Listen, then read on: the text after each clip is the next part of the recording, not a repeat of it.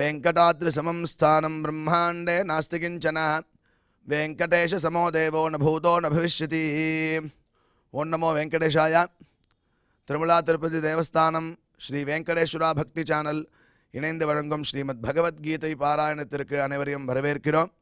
மூகம் கரோதி வாசாலம் அங்கும் லங்கயதே கிரிம் யத்கிருபாதமஹம் வந்தே பரமானந்த மாதவம்.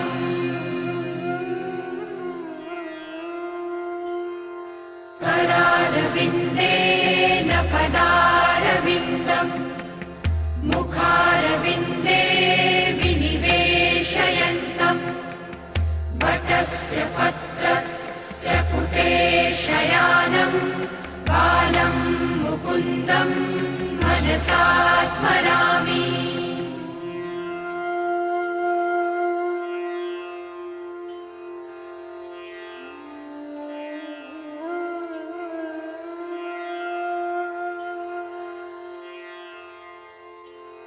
वसुदेवसुतं देवं कंसचाणूरमर्दनं देवकी परमानन्दं कृष्णं वन्दे जगद्गुरुम्.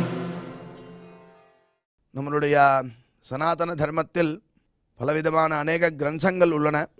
அதில் ரொம்ப முக்கியமான கிரந்தம் மகாபாரதம் என்று. அதில் 3 விதமான ரத்னங்கள் உள்ளன என்று சொல்லப்பட்டுள்ளது.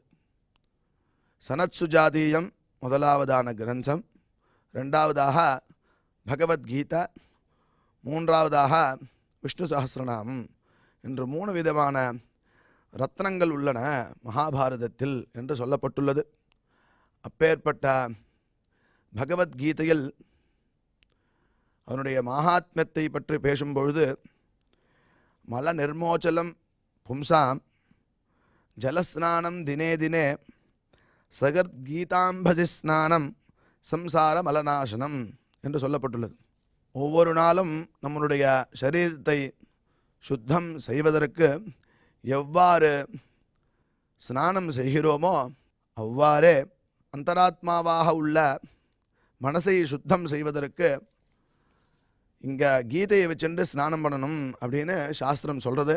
அப்படி பண்ண முடியுமா அப்படின்னு கேட்கலாம். பொதுவாக அதுக்கு சாஸ்திரமே பதில் சொல்கிறது, மானசம் ஸ்நானம் விஷ்ணு சிந்தனம் அப்படின்னு சாஸ்திரம் அழகாக காட்டுறது. மனசுக்கு ஸ்நானம் என்னடா அப்படின்னா விஷ்ணு சிந்தனை, பகவானை பற்றி ஸ்மரித்தோன்னா மனசில் உள்ளதான அழுக்கெல்லாம் போயிடும் அப்படின்னு இங்கே அழகாக சொல்லப்பட்டுள்ளது. அதையே தொடர்ந்து பார்த்தோம்னா ஞான ஹிருதே தியான ஜலே ராகத்வேஷ மலாபஹே யஸ்நாதி மானசே தீர்த்தே சயாதி பரமாம் கதிம் அப்படின்னு கிரந்தத்தில் கிடைக்கிறது. ஞான ஹிருதே, ஞானம்ங்கிற ஒரு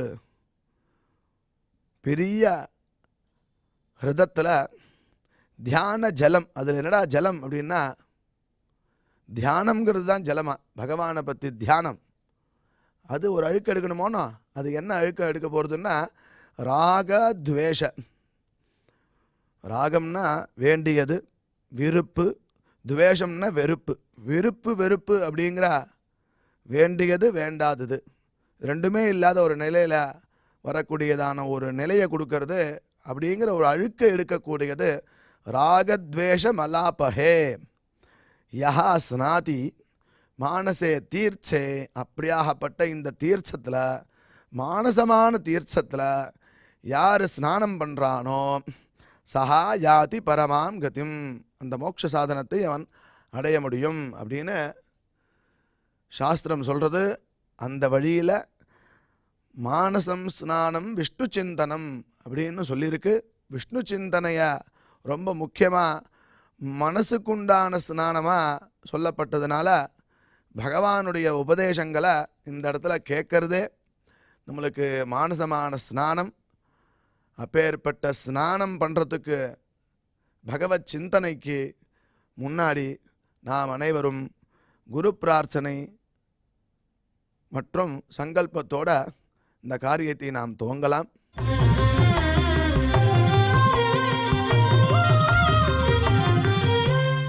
श्री गुरु प्रार्थना।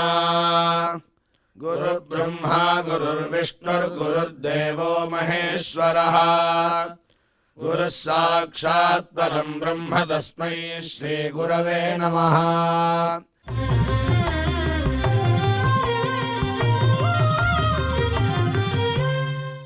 श्रीनिवास प्रार्थना।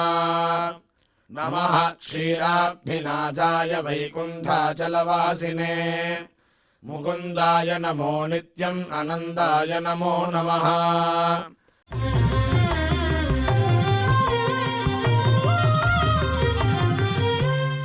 अथ श्रीमद्भगवद्गीता पारायण संकल्पः। श्रीमदादिवराह क्षेत्रे विराजमानस्य अखिलाण्डकोटिब्रह्माण्डनायकस्य श्रीपद्मावतीजानेः भगवतः श्रीवेङ्कटेश्वरस्वामिनः दिव्यसन्निधौ जगद्गुरोः श्रीकृष्णपरमात्मनः अनुग्रहेण समस्तप्रपञ्चस्य विशेषतः भारतदेशस्य उत्तरोत्तर शुभसम्पत्समृद्ध्यर्थं श्रीमद्भारतदेशगत तपस्विजन तपोबलवृद्धिद्वारा समस्तस्यापि मानवसमाजस्य सर्वारिष्टपरिहारार्थम् एतद्देशवासिनां सर्वेषां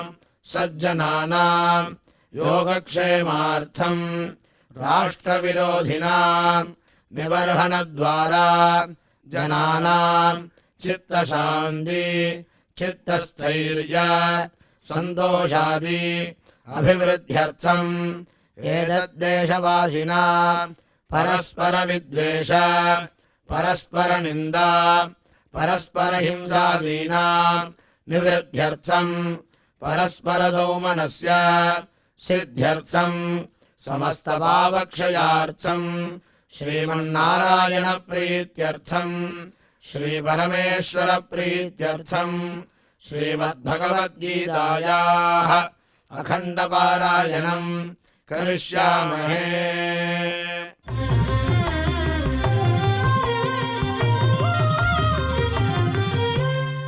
श्रीगीता प्रार्थना। श्रीवत्साङ्गं महोरस्कं वनमाला विराजितं शङ्खचक्रधरं देवं कृष्णं वन्दे जगद्गुरुम्।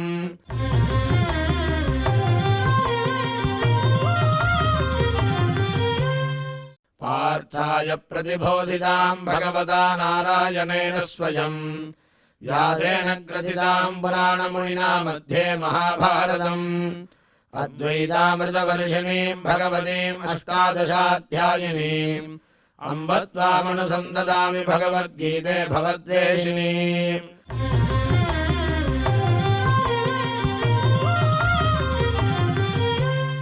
श्रीवेदव्यास प्रार्थना। व्यासं वसिष्ठनप्तारं शक्तेः पौत्रमकल्मषम् पराशरात्मजं वन्दे सुखदातं तपोनिधिम्। यत्र योगेश्वरः कृष्णो यत्र पार्थो धनुर्धरः तत्र श्रीर्विजयो भूतिर्ध्रुवाणि धर्मधर्ममा।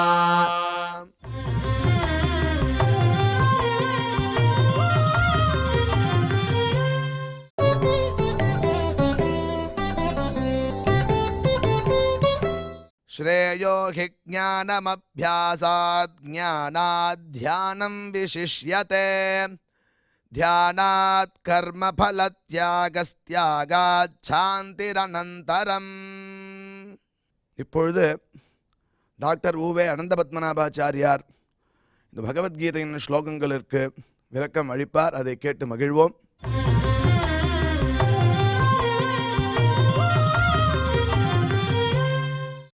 श्रेयो हि ज्ञानमभ्यासात् ज्ञानात् ध्यानं विशिष्यते ध्यानात् कर्मफलत्यागः त्यागात् शान्तिः अनन्तरम्.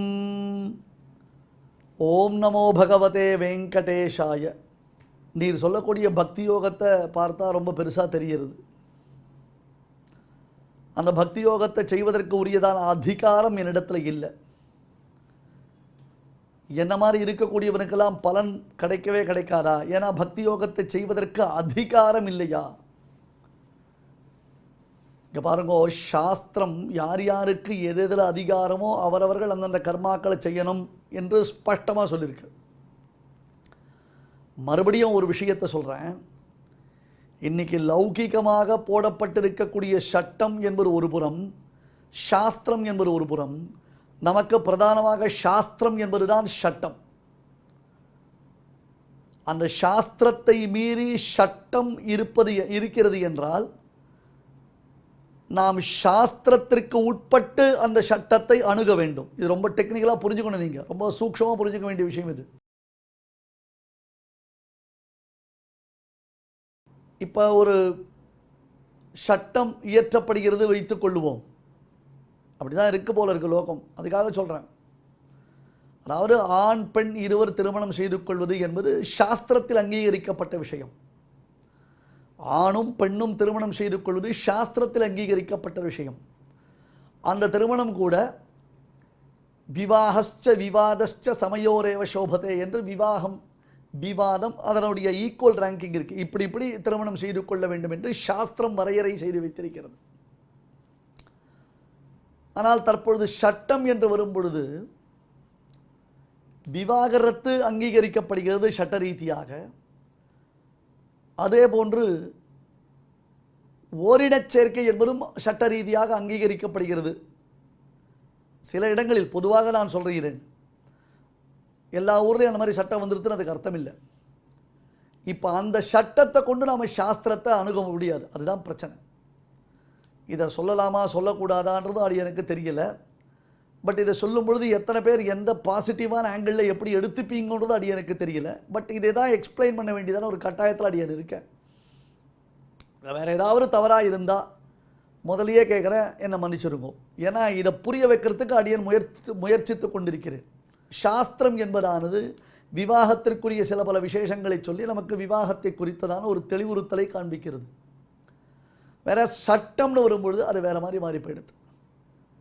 அப்போ விவாகம் செய்து கொள்வது சாஸ்திரமாகவும் விவாகரத்து சட்ட ரீதியாகவும் நம்மால் பார்க்கப்படுகிறது. இங்கே தான் நமக்கு கன்ஃபியூஷன்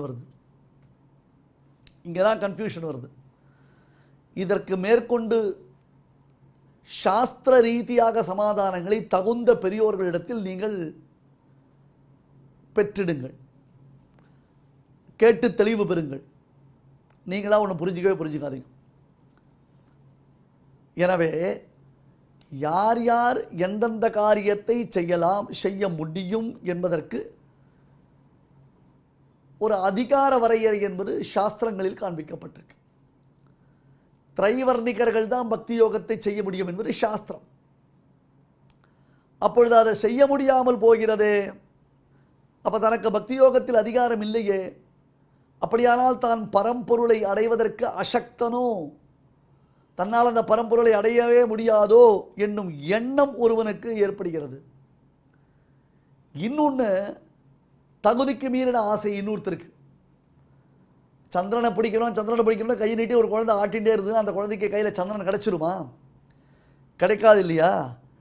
அப்போ முடியாது, எனக்கு அது கிடைக்காதோ என்னும் ஏக்கத்தை தவிர்க்கணும்.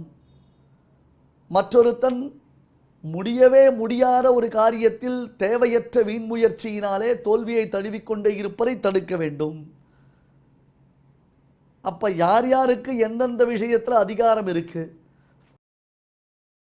அந்தந்த அதிகாரத்திற்கு உட்பட்டு அவர்கள் என்னென்ன காரியத்தை செய்து சித்தி பெறலாம் என்பதைத்தான் இந்த 12வது அத்தியாயத்தின் 12வது ஸ்லோகத்தில் கிருஷ்ண பரமாத்மா தெளிவாக உபதேசம் செய்கிறான்.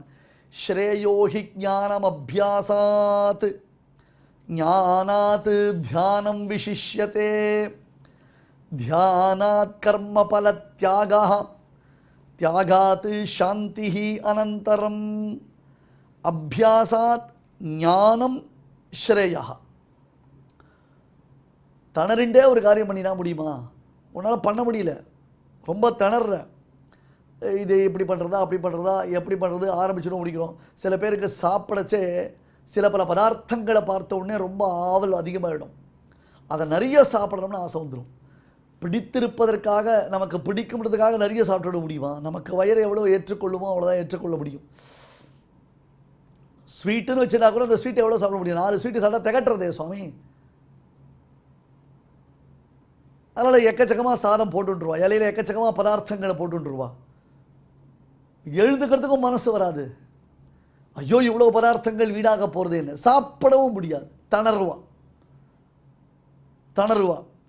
அந்த மாதிரி அபியாசமே இல்லை. பரமாத்மாவை சிந்தனை பண்ணுறேன், நான் பரமாத்மாவை தியானம் பண்ணுறேன் அப்படின்ட்டு சில பேர் பகவத்கீதை 2 நாள் உபன்யாசம் கேட்டோடனே கண்ண முடியும் உட்காந்துக்கிறா பாருங்க.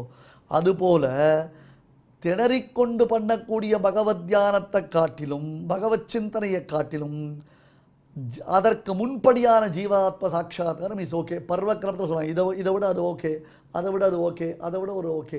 இப்போ ஒரு பையன் பாவம், அவன் எல்கேஜி யூகேஜிலாம் படித்ததில்லை, ஒரு தமிழ் மீடியம் ஸ்கூலில் படிச்சிருக்கான். 6ஆம் கிளாஸில் புதுசாக ஒரு கான்வெண்ட்டில் அவனை சேர்த்து விட்றா.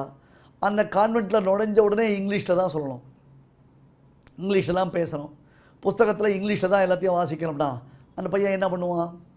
அவனுக்கு அது தெரியாது, அவனுக்கு அது அபியாசம் இல்லை, இது பர்யந்தம் வாசிச்சது இல்லை. இங்கிலீஷ்னால் A for apple, B for ball, அவ்வளோதான் அவன் படிச்சிருக்கான், அவன் தெரிஞ்ச இங்கிலீஷ் அவ்வளோதான். இங்கே போட்டிருக்கிற வார்த்தையும் அவனுக்கு தெரியல. சைக்காலஜி ஸ்பெல்லிங் அவனுக்கு படிக்க தெரியல. சைக்காலஜின்றதான வார்த்தைக்கு அவனுக்கு ஸ்பெல்லிங் படிக்க தெரியல. செக்கஸ்லோகோவையான்றதான அந்த வார்த்தையை அவனுக்கு படிக்க தெரியல. அவன் கஷ்டப்படுறான். இப்படி தடறிண்டு ஒரு காரியம் பண்ணுறதை காட்டிலும் நீ 6ஆம் கிளாஸில் மறுபடியும் தமிழே சேர்ந்து விடலாமே. கொஞ்சம் கொஞ்சமாக அவனுடைய நான் ஞானத்தை அபிவிருத்தி பண்ணிக்கலாமே. வலியை கஷ்டப்படுத்தி நேரம் கொண்டு வந்து ஒரு கிளாஸில் உட்காந்துட்டு தலையும் புரியாமல் காலும் புரியாமல் என்ன பண்ணுறதுன்னு தெரியாமல் அவஸ்தைப்படுவதை காட்டிலும் இது பரவாயில்லையே.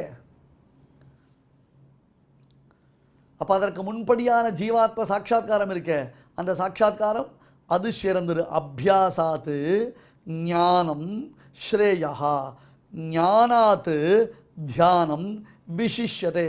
இல்லை அந்த ஞானம், அதாவது ஜீவாத்ம சாட்சா்காரம் ஒன்றும் உனக்கு ஏற்படலை,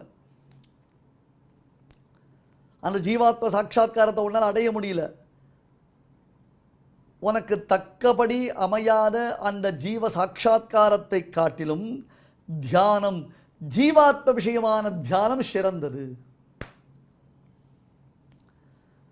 நீ சரியாத்தான் பண்ண ஆசைப்படுற, ஆனால் தியானம், அந்த ஜீவாத்ம தியானம் இருக்கே, அந்த தியானம் சிறந்தது. அங்கே ஃபெயிலியர் வச்சுக்கோங்க.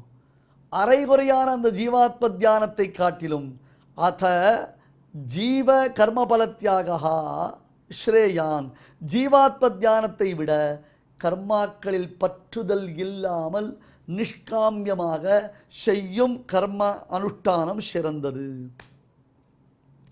காரணம் என்ன?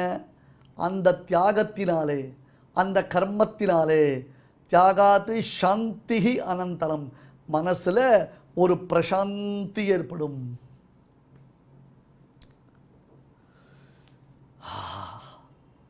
இப்போ தான் கொஞ்சம் ரிலாக்ஸ் ஆகிருக்கு, இப்போ தான் கொஞ்சம் புரியுறது, இப்போ தான் கொஞ்சம் யோசிக்கிறேன், இப்போ தான் கொஞ்சம் தியானிக்கிறேன் அப்படின்ற மாதிரி ஆகிடுறது. அதாவது அன்பு இல்லாமல் திணறிக்கொண்டு செய்யக்கூடிய பகவத் சிந்தனையை விட ஜீவாத்ம சாட்சாத்காரம் சிறந்தது. ஒன்று கொஞ்சம், அதாவது ஒரு ஸ்லோகம் மாளவிகாக்னிமித்திரம்ன்றதாக நினைக்கிறேன். ஒரு கணவன் மனைவி, அவர்கள் 2 பேருக்கும் கல்யாணம் ஆகுது. ஆனால் கணவனுக்கு மனைவியின் இடத்துல விருப்பம் இல்லை, மனைவிக்கும் கணவன் இடத்துல விருப்பம் இல்லை. விதி அவன் 2 பேருக்கும் ஒரு கல்யாணத்தை பண்ணி வச்சுடுறது. எவ்வளோ நாள் ஒருத்தருக்கு ஒருத்தர் சகித்து கொண்டு வாழ்க்கையை வாழ முடியும்? கணவனுக்கும் மனைவியின் பால் ஈர்ப்பு உண்டாகவில்லை, மனைவிக்கும் கணவன் பால் ஒரு ஈர்ப்பு உண்டாகவில்லை. இவர்களுடைய குடும்ப வாழ்க்கை நடந்து கொண்டிருக்கிறது ஒரு புறம். மற்றொரு புறத்தில் ஒருவர் வேறொரு ஜோடி ஒருத்தருக்கு ஒருத்தர் காதலிக்கிறார். ஆனால் காதலிக்கிறாளே தவிர்த்து அவர்களால் ஒருத்தருக்கு ஒருத்தர் சேர்ந்து கொள்ள முடியவில்லை. அவன் 2 பேரும் சேராமலேயே இருக்கான். இப்போ பாருங்க, ஒரு ஜோடி சேர்ந்துடுத்து, ஒரு ஜோடி சேரலை. இதில் எந்த ஜோடி சிறந்தது அப்படின்னு கேட்டால், ஒன்றுக்கொன்று பிரேமை இல்லாமல், ஒருத்தருக்கொருத்தர் துளி கூட அன்பே இல்லாமல் சேர்ந்திருப்பதை காட்டிலும், ஒருத்தருக்கொருத்தர் அன்பு இருந்தும் சேர முடியாமல் இருந்தார்களே ஆனால் அதுவே பரவாயில்லைன்ட்டார் அவர். ஏதோ காரணத்தினால் அவர்கள் சேரலை, அது பரவாயில்ல. ஆனால் ஒருத்தருக்கு ஒருத்தர் அன்பு இருந்து சேரலை. ஆக்சுவலி அங்கே தான் சேர்ந்து இருக்கணும், அதுதான் சேரணும், அது சேரலை. ஒருத்தருக்கு ஒருத்தர் அன்பு இல்லாதவா சேர்ந்துட்டான். என்னையா இது? இந்த அன்பு இல்லாதவா சேர்ந்திருப்பது ஒரு பிரயோஜனமும் மற்றது. அன்பு இல்லாதவர்கள் சேரலைன்னா கூட அவர்களுடைய அன்பு குறையவே குறையாது. அந்த மாதிரி நீ என்ன பண்ணுற, பகவத் சிந்தனை பண்ணணுன்ற, உனக்கு பிரீத்தி வரல, உன்னால் இன்னும் பகவான் ரசிக்க முடியல, உனக்கு இன்னும் பகவானிடத்தில் முழுமையான ஒரு ஈடுபாடு ஏற்படலை, அவனுடைய குணங்களையோ அவனுடைய பெருமைகளையோ நீ நினச்சி அதில் சந்தோஷப்பட்டு அதில் ஆழங்கால் பட்டு அவனை தியானிக்கலை. ஒருத்தர் பாராயணம் பண்ணிட்டு இருக்கார் திருவாய்மொழி, இன்னொருத்தர் பக்கத்தில் உட்காந்துருக்கார். ஆடியா ஆடி அகம் கரைந்து இசை பாடி பாடி கண்ணீர் மல்கி எங்கும் நாடி நாடி நரசிங்கா என்று வாடி வாடும் இவ்வானுதலே அப்படின்னு அவர் சேவாகாலம் பண்ணுறார், பாசுரத்தை சொல்கிறார். இன்னொருத்தர் அங்கே எதில் உட்காந்துருக்கார், இங்கே ஒருத்தர் உட்காந்துருக்கார். அவர் கண்ணிலிருந்து தாரதாரியாக ஜலம் பெருகிறது, அவருக்கு உடம்பெல்லாம் அப்படியே ரோமாஞ்சம் வருது, செலுக்கிறது மேனி, அப்படியே கையை கூப்பினது அப்படியே பார்த்துட்டு இருக்காரு. அடடடடா அப்படியா அப்படியான்னு ஆடியா ஆடியாக அம்கரை ஹிந்து இசை பாடி பாடி கண்ணீர் மல்கி எங்கும் நாடி நாடி நரசிங்கான்னு அதை நினச்சி நினச்சி உருகி உருகி மறுகிறார் அவர். இன்னொருத்தர் இருக்கார் பாருங்க, அவர் பாட்டுக்கு செல்ஃபோனை நோண்டின்னு இருக்கார். இப்போ இவர் பாசுரம் சொல்கிறார், அவர் உருகின்னு இருக்கார், இவர் வெறும் செல்ஃபோனை நோண்டின்னு இருக்கார். அது கேட்டார், என்னவோ பாசுரம் சொல்கிறா, உனக்கு ஒன்றும் இல்லையா? எனக்கு ஒரு பாவமும் இல்லையே, எனக்கு ஒரு பாவமும் வரலையே, அதை சொல்லிகிட்டு இருக்காருன்னார். அவர் பார்த்தார், என்ன அநியாயம், இப்படி கூட கல்வன்னு சொல்லிட்டா. சரி எதுக்கு நீங்கள் உட்காந்துருக்கா, நீங்களாம் உட்கார சொன்னீங்க, ஒரு கம்பல்ஷனில் உட்காந்துருக்கேன், தலை எழுத்து, இந்த அனுபவம் இல்லை, இங்கே நீ உட்காந்து என்ன பண்ண போகிற, எழுந்து போ, இந்த செல்ஃபோனை இங்கே உட்காந்து நோண்டாத, அங்கே போய் வாசலில் போய் திண்ணையில் உட்காந்து செல்ஃபோனை நோண்டிட்டு இங்கே பாட்டுக்கு சொல்லட்டும். இப்போ திருவாய்மொழியை நாங்கள்லாம் உட்காந்து என்ஜாய் பண்ணுறோன்ற பாருங்க. அந்த மாதிரி ஒருத்தரிடத்துல ஒருத்தருக்கிட்ட பிரீத்தி பண்ணுன்னு திணிச்சா போகாது. திணிச்சா எப்படி வரும்? இயற்கையாக வர வேண்டாமா? தானாக ரசிக்க வேண்டாமா? தானாக அந்த அனுபவம் வர வேண்டாமா? நம்பிள்ளைன்னு ஒரு மகான் இருந்தார் ஸ்ரீரங்கத்தில், பெரிய மகான் அவர், நம்பிள்ளைன்னு பேர் அவருக்கு. அந்த நம்பிள்ளை காலக்ஷேபம்னா நான் ரகசியார்த்தங்களை சிஷ்யர்களுக்கு போதனை பண்ணுவார். அந்த காலத்திலேயே மைக்கெல்லாம் ஒன்றுமே கிடையாது, வழக்கெல்லாம் ஒன்றுமே கிடையாது. ரங்கநாதனுக்கு உற்சவத்தை சேவிக்கிறதுக்கு கும்பல் வரா மாதிரி நம்பிள்ளையின் இடத்துல காலக்ஷேபம் கேட்கறதுக்காக ஜனங்கள்லாம் ஜேன்னு ஒரு வாழம். அவர் வீட்டு வாசத்திலே ஒருத்தர் உட்காந்துருப்பார். உள்ளே வந்து ஒரு நாள் நல்ல விஷயத்தை கேட்க மாட்டார், வீட்டு வாசத்திலே உட்காந்துருப்பார். உள்ளே வந்து ஒரு நாள் நல்ல விஷயத்தை காதில் கேட்டதோடு கிடையாது. ஒரு நாள் எரேச்சியாக அவர் உள்ளே வந்தார், உட்காந்தார், கண்ணிலேருந்து தாரதாரையாக ஜலம் பெருகிறது, அப்படியே கை கூப்புறார், உடம்பெல்லாம் சிலுக்கிறது, கவல் தழுதெடுக்கிறது, விக்கி விக்கி விக்கி அழுதுட்டு அந்த பகவத் விஷயத்தை ரசிக்கிறார். இப்போ நம்பிள்ளே கேட்டார், இத்தனை நாள் இல்லாமல் அவருக்கு இன்றைக்கி இப்படியே ஏற்பட்டிருக்கிறார். எம்பெருமானுடைய சங்கல்ப விசேஷம். இத்தனை நாள் அவர் கேட்டதில்லை, ரசித்ததில்லை, பார்த்ததில்லை, அனுபவிச்சதில்லை. இப்போ பெருமானுடைய சங்கல்பம், என்றென்னை பொருளாக்கி தன்னை என்னுள் வைத்தான், அன்றென்னை புறம்போக வைத்தான்னு இன்றைக்கி பெருமாள் அதுக்கு ஒரு அனுகிரகம் பண்ணியிருக்கார். அந்த அனுகிரகத்தினால் அவர் அப்படியே ரசித்து பாவனையோடு உருகி போய் பகவத் அனுபவத்தில் ஈடுபடுறார். சரியா இல்லையா? இங்கே பாருங்க, தான் பிரீத்தியோடு அனுபவித்தால் அது அனுபவம் சித்திக்கும். ஒரு கம்பல்ஷனில் போய் உட்கார்ந்துட்டோன்னா, சங்கீத ஞானமே இல்லாதவன் மியூசிக் அகாடமியில் போய் உட்கார்ந்து கச்சேரி கேட்டால் என்ன பிரயோஜனம்? பரதநாட்டியமே அதனுடைய சுவையை அறியாதவன் பரதநாட்டியத்துக்கு போய் உட்கார்ந்தா என்ன பிரயோஜனம்? சினிமாவில் ருச்சியே இல்லாதவன் காமெடி சினிமாவோ ட்ராஜிக் சினிமாவோ ஏதோ ஒரு சினிமா, அந்த சினிமாவில் போய் உட்காந்து பார்க்கணும்னு ஆசைப்பட்டா என்ன பிரயோஜனம்? கிரிக்கெட்டை பற்றி எதுவுமே தெரியாதவன் அந்த கிரிக்கெட் மேட்ச்சில் போய் உட்காந்தா என்ன பிரயோஜனம்? அந்த மாதிரி தான் அன்பு இல்லாமல் திணறிக்கொண்டு என்ன பண்ணுறதுன்னு தெரியல, என்னமோ சொல்கிறார், பக்தி பண்ணுன்றார். எப்படி பக்தி பண்ணுறதுன்னு தெரியல, எப்படி தியானம் பண்ணுறதுன்னு தெரியல, துத்தியோகம் தான் ஞாபகம் வருது, மத்தியானம் தான் ஞாபகம் வருதுன்றார். அப்படி செய்யக்கூடிய பகவத் சிந்தனையை காட்டிலும் இதற்கு முற்படியான ஜீவாத்ம சாட்சா்காரம் சிறந்தது. ஏன்னா இது அவனுக்கு பிடிக்கும், அவனுக்கு இது பிடிக்கும். ஜீவாத்ம சாட்சா்காரம் பண்ணு அப்படின்னார். அதுலேயும் இவன் கொஞ்சம் ஸ்ட்ரகிளிங், பழகலை, கஷ்டப்படுறான். சரிப்போ, அத்தகைய ஜீவாத்ம சாட்சா்காரத்தை காட்டிலும் நீ ஆத்ம தியானம் பண்ணு. ஓகே ரைட் அப்படின்னா ஆத்ம தியானம் தான். எவ்வளோ எக்ஸப்ஷன் வாங்குறா பாருங்க. சரி ஆத்ம தியானம் பண்ணலாமே அப்படின்னா அந்த அறகுறையான ஆத்ம தியானத்தை விட நிஷ்காமியமான கர்மானுஷ்டானம், அதாவது எதுலேயுமே பற்றுதல் இல்லாமல் பரமாத்மாவுக்கு அர்ப்பணம். சரி என்ன இப்போ சர்வம் ஸ்ரீ கிருஷ்ணார்ப்பணம் அவ்வளோதானே. சந்தியாதனம் பண்ணால் சர்வம் ஸ்ரீ கிருஷ்ணார்ப்பணம், பகவதாராதனம் பண்ணால் சர்வம் ஸ்ரீ கிருஷ்ணார்ப்பணம், பெருமாளுக்கு ஏதாவது ஒரு செடிக்கு சலம் கொடுத்தா சர்வம் ஸ்ரீ கிருஷ்ணார்ப்பணம், அவ்வளோதானே பண்ணிட்டு போகிறப்போ. என்ன இப்போ உனக்கு சர்வம் ஸ்ரீ கிருஷ்ணார்ப்பணம் சொல்லணும் அவ்வளோதானே, சொல்லிட்டு வரம்போ அப்படின்னு ஏனோ தானோ எதுக்கோ புதுக்கோன்றதாக சொல்லி அந்த நிஷ்காமியமான ஒரு கர்மாவை பண்ணணும். இந்த நிஷ்காமியமான கர்மா பண்ண ஏன்பா சர்வம் ஸ்ரீ கிருஷ்ணார்ப்பணம் சர்வம் ஸ்ரீ கிருஷ்ணார்ப்பணம் பண்ணிட்டு இருக்கோம், எப்படி அது, இது என்ன பிரயோகம், என்ன மந்திரம், என்ன சொல்லப்பட்டிருக்கு, எப்படி சொல்கிறார் அப்படின்னு பார்த்து அதை பார்த்து பார்த்து பார்த்து அனுபவிக்க ஆரம்பிக்கிறார். அந்த நிஷ்காமியமான கர்மாக்களை செய்வதினாலே மனசு சுத்தம் அடையும். அந்த purification of the mind is so essential. The purification of the mind is most essential. So it is very very important. அன்பு இல்லாமல் திணறிக்கொண்டு செய்யும் பகவத் தியானத்தை விட அதற்கு முதல் படியான ஜீவாத்ம சாட்சா்காரம் என்பது சிறந்தது. அப்படி அந்த ஜீவாத்ம சாட்சா்காரத்தை காட்டிலும் ஆத்ம தியானம் சிறந்தது.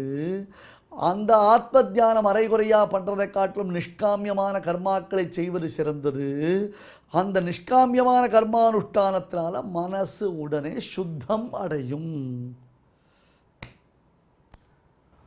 ஒரு படியிலேருந்து நாம் மேலே ஏறும் பொழுது ஒரு படியில் நன்னா காலை அழுத்தி வச்சுட்டு தான் அப்புறம் இன்னொரு பாதத்தை தூக்கி நாம் வேலை வைக்கணும் இல்லையோ. பேசிக்கே படிக்கலை, எல்கேஜி யூகேஜி 5ஆம் கிளாஸ் இதெல்லாம் படிச்சிருக்கணும். அப்புறம் தானே 6ஆம் கிளாஸ் வர முடியும், அப்புறம் தான் 8ஆம் கிளாஸ் போக முடியும், அப்புறம் 10ஆம் கிளாஸ் போக முடியும், அப்புறம் 12ஆம் கிளாஸ் போக முடியும், அப்புறம் காலேஜ் போக முடியும். நீ காலேஜ் போகிறதுக்கு அடிப்படையான சில விஷயங்கள் தெரிஞ்சுக்கணும் இல்லையோ. இப்போ இந்த பள்ளிக்கூடம் திறக்கிற சமயம் வந்துடுத்து, இன்ஸ்டியூஷன்லாம் எஜுகேஷன் இன்ஸ்டியூஷன்லாம் திறக்கிற சமயம் வந்துடுத்து. +1 என்ன குரூப் எடுத்துக்கிறது, காலேஜில் என்ன குரூப் எடுத்துக்கிறது அப்படின்னா ஒரு பையனுக்கு ஒன்றுத்தில் விருப்பம் இருக்கும். ஆனால் அப்பா அம்மா என்ன பண்ணுவா, ஒரு கம்பல்ஷன் பண்ணுவா, இல்லை நீ இந்த குரூப் எடுத்துக்கணும், இந்த குரூப் தான் படிக்கணும், இதுக்கு தான் ஸ்கோப் நிறைய இருக்குது, இதை வச்சு தான் நிறைய பணம் சம்பாதிக்கலாம்னு வேணும். அதை கட்டாயம் வேணும், அதில் நான் வந்து தப்பு சொல்லலை. பட் இந்த எஜுகேஷன் சிஸ்டம் அப்படி இருக்குது, நம்மளை சுற்றி இருக்கிற எஜுகேஷன் சிஸ்டம் அப்படி இருக்குது, நாம் என்ன பண்ண முடியும். ஸோ நீ வந்து இதை படினுவா, அந்த பையன் வேண்டாம் இருப்பா, அதை உட்காந்து படிச்சுட்டு இருப்பான். ஆவரேஜ் மார்க்கு கூட வாங்க மாட்டான். அப்பாவுக்கு கோவம் வரும், நான் உனக்கு லட்சமாக பணம் கட்டணேன், நான் அவனை கட்ட சொன்னேன், எனக்கு இது பிடிக்கல நான் சொன்னேன், நீ ஏன் என்னை கம்பல் பண்ண, இப்படியே வாக்குவாதம் அதிகமாக போயிட்டே இருக்கும். இதுதான் சுவாமி ப்ராப்ளம். இந்த விஷயம், இந்த ஸ்டேட்மெண்ட், இந்த மாதிரி பிரச்சனைகள் நமக்கு பக்தி யோகத்தில் கூட உண்டாகிறது. ஸோ அன்பு இல்லாமல் திணறிக்கொண்டு செய்யும் பகவத் சிந்தனையை காட்டிலும் அதற்கு முன்படியான ஜீவாத்ம சாட்சாத்காரம் ஓகே, அது சிறந்தது. அப்படி உனக்கு தக்கபடி அமையாத அந்த ஜீவாத்ம சாட்சாத்காரத்தை காட்டிலும் உனக்கு ஆத்ம தியானம்ன்றது ரொம்ப விசேஷமானது. இப்படி அறகுறையான ஜீவ தியானத்தை காட்டிலும் நிஷ்காம கர்மானுஷ்டானம்ன்றது அது சிறந்தது. அத்தகைய நிஷ்காமிய கர்மானுஷ்டானத்தினால் அவருடைய மனசு சுத்தம் அடையும், பியூரிஃபை ஆகும். புரியுதா? இப்போ கீழ்ப்படிகளை பெருமாள் பெருமையாக சொல்கிறதுக்கு தாத்பரியம் என்ன? என்ன இருந்தாலும் மேல்படி தான் சக்தியானது. ஆனால் கீழ்ப்படியில் முதல்ல உனக்கு இன்ட்ரெஸ்ட் வந்து அந்த கீழ்ப்படியை நீ சரியாக புரிஞ்சுண்டு ஒரு ஸ்டெப் பை ஸ்டெப்பாக கீழ்ப்படியில் நீ ஆரோகணம் பண்ணினால் தானப்பா உனக்கு அது மேல்படி சித்திக்கும். அபியாசாத்து, அசக்தியினாலேயும் அன்பு இல்லாமலினாலேயும் சிரமப்பட்டு செய்யும் பகவத் சிந்தனையை காட்டிலும் பாருங்க, ஒன்று அன்பு தான் வேணும். வேண்டாம் அவருப்பா. இப்போ முதல்ல ஒரு கேரக்டர் சொன்னேன், தம்பதி இருக்கா, கடனேன்னு அவளுக்கு தீபாவளிக்கு புடவை வாங்கி கொடுக்குறான். கடனேன்னு அவள் என்ன பண்ணுறான், இவன் பிறந்த நாளைக்கு ஸ்வீட் பண்ணுறா. ஒரே ஒரு ஐட்டம் என்னது, ரவை. அன்பு இருப்பவர்களிடத்தில் அந்த அன்பை வெளிப்படுத்துவதற்கு ரவையில் சர்க்கரை போட்டால் கேசரின்றதான இனிப்பான ஸ்வீட் வரும். அன்பு இல்லாதவர்களிடத்தில் நாம் வெறுப்பை வெளிப்படுத்துவதற்கு அதே ரவையில் உப்பை போட்டு உப்புமா கலரி கொடுத்தோன்னா அதுக்கப்புறம் அவன் நம்ம வீட்டு பக்கம் தலை வச்சு கூட படுக்க மாட்டான்.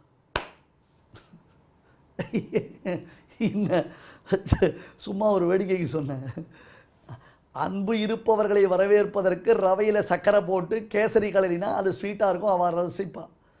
அன்பு இல்லாதவர்களிடத்தில் வெறுப்பை காண்பிப்பதற்கு அதே ரவையில் உப்பை போட்டு உப்புமா கலரிடணும்னா அவன் வெறுத்து போயிடுவான். அந்த மாதிரி பெருமாள்கிட்ட பேரன்பை காண்பிக்கணும்னா அபியாசாத் அப்படின்னு அர்த்தம். இப்போ ஒருத்தனுக்கு பித்தம்னு ஒன்று இல்லையா, கவனிக்கிறீங்க தெரியலையா? பித்தம், அந்த பித்தம் இருந்தால் அதுக்கு என்ன தெரியுமா வைத்தியம்? பால் சாப்பிட்டா பித்தம் நீங்கும், தெரியுமா உங்களுக்கு? பால் சாப்பிட்டா பித்தம் நீங்கும். ஆனால் பித்தம் இருக்கிறவனுக்கு பால் பிடிக்கவே பிடிக்காது. பாலை பார்த்தா கோமட்டின்னு வரும், ஓக்காளிச்சின்னு வரும், வாந்தி வரும். அதுபோல பாபத்தினாலே உள்ளம் கலங்கியவனுக்கு, பாப சம்பந்தம் உடையவனுக்கு பகவத் சிந்தனம் ஒரு பொழுதும் போக்கியமாக இருக்கவே இருக்காது. அபியாசாத்து ஞானம், அது ஜீவாத்ம சாட்சா்காரம். அந்த ஜீவாத்ம சாட்சா்காரம் பரமாத்ம சிந்தனத்திற்கு உபாயமானது. அதே மாதிரி ஜீவாத்ம தியானத்திற்கு பலனானது. ஜீவாத்ம தியானம் பண்ண என்ன வரும்? ஜீவாத்ம சாட்சா்காரம் வரும். அந்த ஜீவாத்ம சாட்சா்காரம் என்ன பண்ணும்? பரமாத்ம சிந்தனையை நமக்கு பிரேரிப்பிக்கும், பரமாத்ம சிந்தனையை உண்டாக்கும். பலனை விரும்பாமல் செய்யும் கர்மாக்களினாலே பாவம் விலகும். இப்போ கீழேருந்து மேலே வாங்கும். மேல்படியில் ஏற ஆசைப்படுறவனுக்கு பெருமாள் கீழேன்னு ஒன்றுனா ஸ்டெப் பை ஸ்டெப்பாக சொல்கிறார். இங்கே பாருப்பா, பலனை விரும்பாமல் செய்யும் கர்மாக்களினாலே பாபம் விலகும். பாபம் விலகியது என்றால் ரஜசு தமசுக்கள் அடங்கி சத்துவம் உண்டாகும். சத்வாத் சஞ்சாயதே ஞானம் அப்படின்னா இல்லையோ?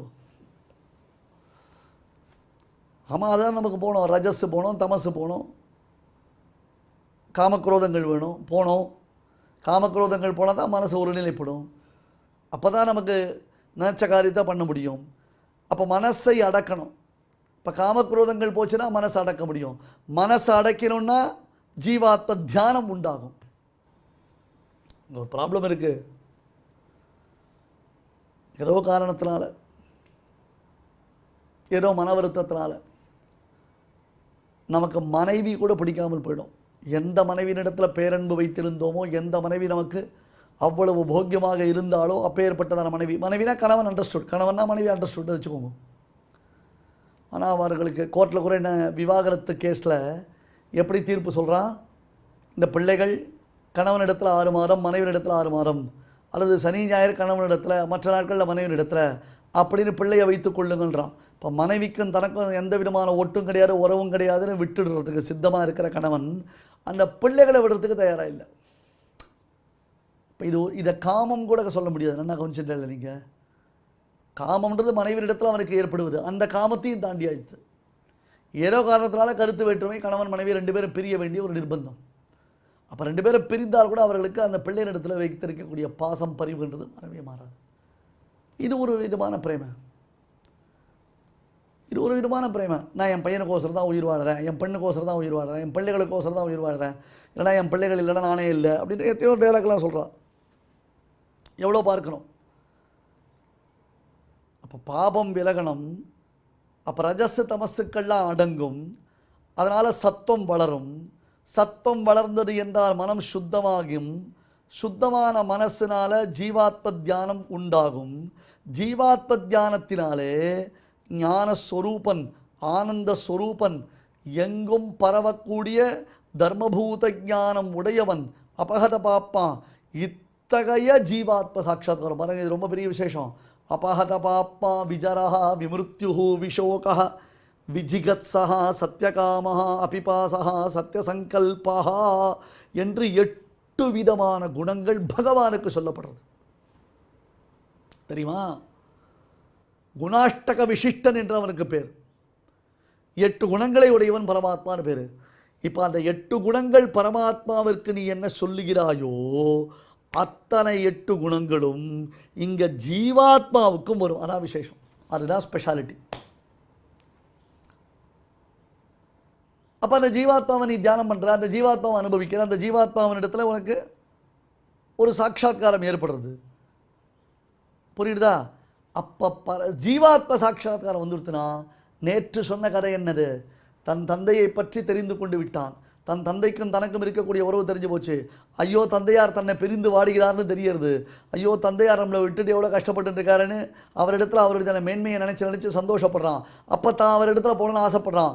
அந்த காட்டில் வேடுவச்சேரியில் இருந்த ராஜகுமாரனுக்கு தன் தந்தை அரசன் என்பதை அறிந்து அவனிடத்துல பிரீத்தி உண்டாவதை போல உனக்கு ஜீவாத்ம சாட்சா்காரம் ஏற்பட்டதுன்னா, அந்த ஞானானந்த மயஸ்தாத்மா சேஷோகி பரமாத்மனஹான இந்த ஜீவாத்மா ஞானானந்த ஸ்வரூபன் பரமாத்மாவிற்கு சேஷபூதன் என்னும் ஞானம் உண்டாகி உனக்கு பகவானிடத்தில் பிரீத்தி உண்டாகும். அப்போ எல்லாத்துக்கும் பேஸ் என்ன? நிஷ்காம கர்மா அப்படின்னு புரிஞ்சுக்கோ. ஸ்ரேயோஹி ஞானம் அபியாசாத் ஞானாத் தியானம் விசிஷ்யதே தியானாத் கர்ம பல தியாகः தியாகாத் சாந்தி அனந்தரம். ஸ்ரீமதே பகவதே பாஷ்யகாராய நமஹ. இப்பொழுது அடியேன் சொல்றதை எல்லாரும் திருப்பி சொல்லுங்க. ஸ்ரேயோ ஹி ஞானமப்யாசாத் श्रेयो हि ज्ञानमभ्यासात् ஞானாத்யானம் விசிஷ்யதே ज्ञानाध्यानम् विशिष्यते ध्यानात् कर्मफलत्यागः ध्यानात् कर्मफलत्यागः त्यागात् சாந்திரனந்தரம். त्यागाच्छान्तिरनन्तरम्. இப்பொழுது நாம் அனைவரும் சேர்ந்து பாராயணம் செய்யலாம். श्रेयो हि ज्ञानमभ्यासात् ज्ञानाध्यानम् विशिष्यते ध्यानात् कर्मफलत्यागस्त्यागाच्छान्तिरनन्तरम्. தெய்வத்தை ஆராதிக்கும் உன்னதமான வழிகளில் முக்கியமானது பகவன் நாம சங்கீர்த்தனம். அந்த சங்கீர்த்தனத்தை பற்றி நம்மளுடைய சாஸ்திரங்களில் ஹரதி பாபானி துஷ்டச்சித்தைரபி ஸ்மிருதः அனிச்சயாபி சம்ஸ்பிருஷ்டः தஹத்யேவஹி பாவகः. ஹரியானவர் துஷ்டச்சித்தம், அதனால் ஏற்படக்கூடிய பாபம் ரெண்டுத்தையும் அவனை ஸ்மரித்ததுனால விளக்குகிறாரா. எப்படின்னா, அனிச்சயாபி சம்ஸ்பிருஷ்டா பாவகா தஹத்யேவா. அக்னி பகவானானவர் எப்படி நீ விரும்பி தொடரணும்னு அவசியம் இல்லை, தெரியாமல் பட்டுட்டாலே சுட்டுடும்.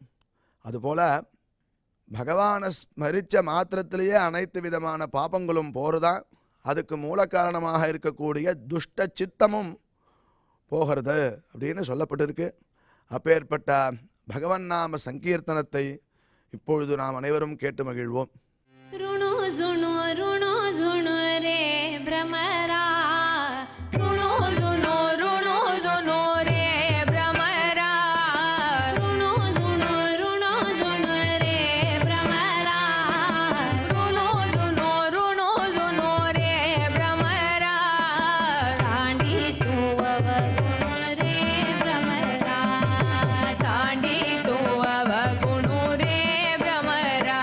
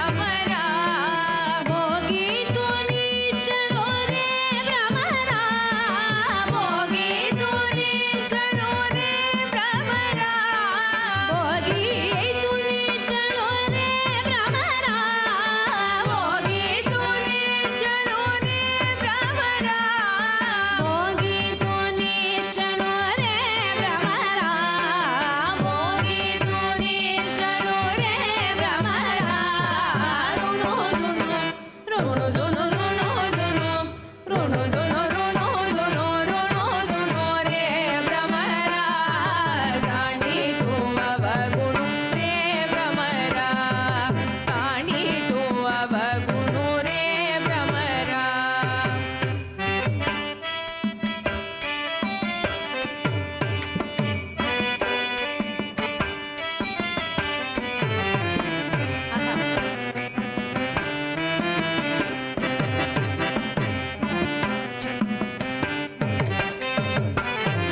सुमन सुगंधो रे भ्रमरा सुमन सुगंधो रे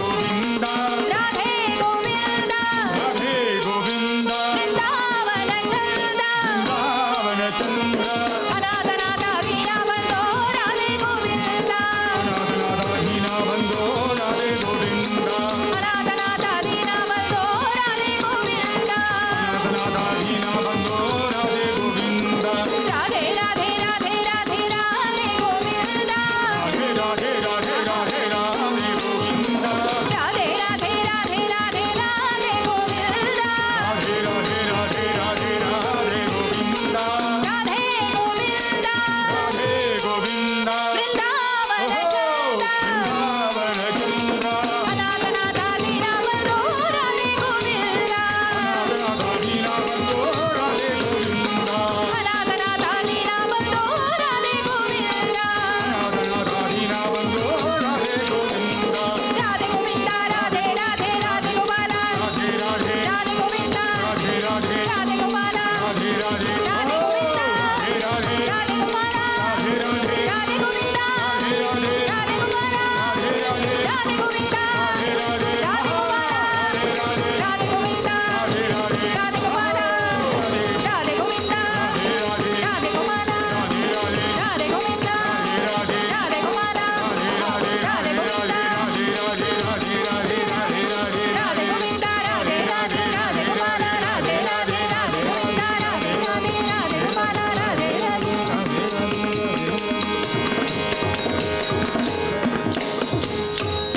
बोल वृंदावन कुंज विहार लाल की जय இந்த நிகழ்ச்சியில் இதுவரை நாம் செய்த பாராயண ஸ்லோகங்களில் ஏதேனும் அக்ஷர தோஷம் ஏற்படுத்தியிருந்தால் அதை விளக்கும் பொருட்டு பகவானிடம் க்ஷமா பிரார்த்தனை செய்வோம்.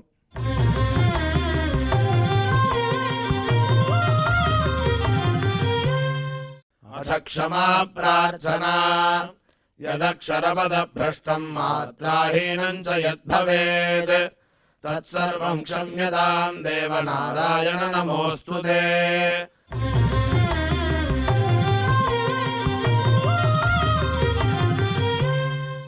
अथ भगवत्समर्पणम् कायेन वाचा मनसेन्द्रियैर्वा बुद्ध्यात्मना वा प्रकृते स्वभावात् करोमि यद्यत् सकलम् परस्मै नारायणायेति समर्पयामि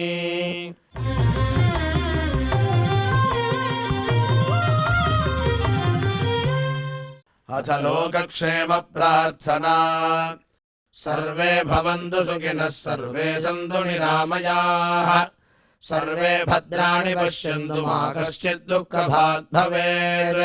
சுவாமியினுடைய அருள் நாம் அனைவருக்கும் கிடைக்க வேண்டி மங்களாசாசனத்துடன் இன்றைய நிகழ்ச்சி நிறைவு பெறுகிறது. மீண்டும் இதே நிகழ்ச்சியில் நாளை சந்திக்கலாம். ஓம் நமோ வெங்கடேஷாய.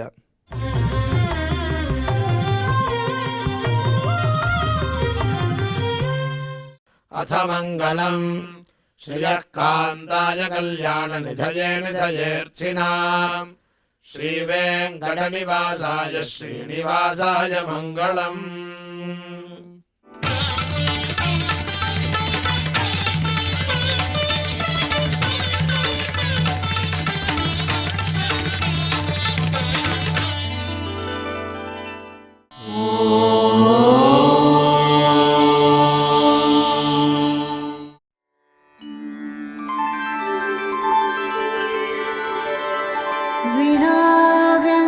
विनाव्यङ्कटेशं ननाथो ननाथः सदा व्यङ्कटेशं स्मरामि स्मरामि हरे व्यङ्कटेश प्रसीद प्रसीद प्रियं वेङ्कटेश प्रयच्छ प्रयच्छ